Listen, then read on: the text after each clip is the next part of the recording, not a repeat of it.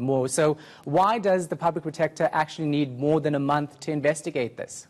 Well, Shahan, ordinarily, if you and I, as ordinary South Africans, lodge a complaint with the public protector, she has the prerogative to decide whether she will investigate the case or refer it to any other institution of the state. Now, that is under the Public Protector Act.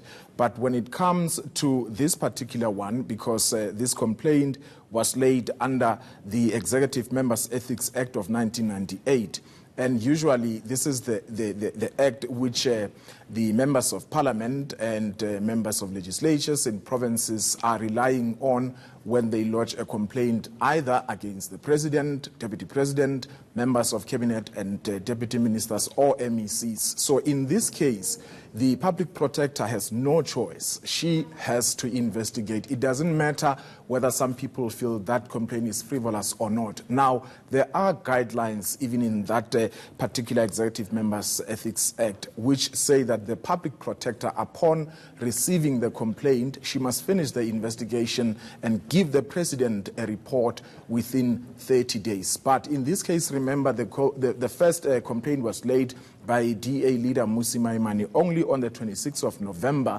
and that should have been concluded possibly towards the end of December. And she only wrote a letter to the president and the Speaker of the National Assembly to say, I'm investigating the president only on the 14th of December. And she has not been able to sit down with the president and interview him. She tried.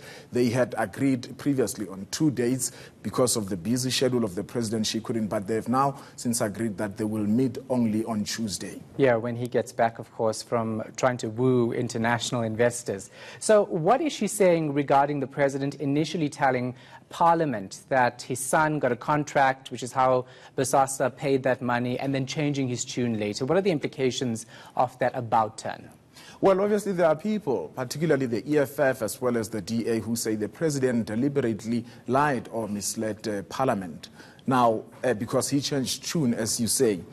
Now, I asked the public protector whether she is going to demand from the president to give her a copy of the contract that he said he saw, which he said his son Andile and Bosasa had before he changed his tune. And for obvious reasons, she said, look, I wouldn't want to go into the merits or finer details of this investigation because I still have to speak to the president.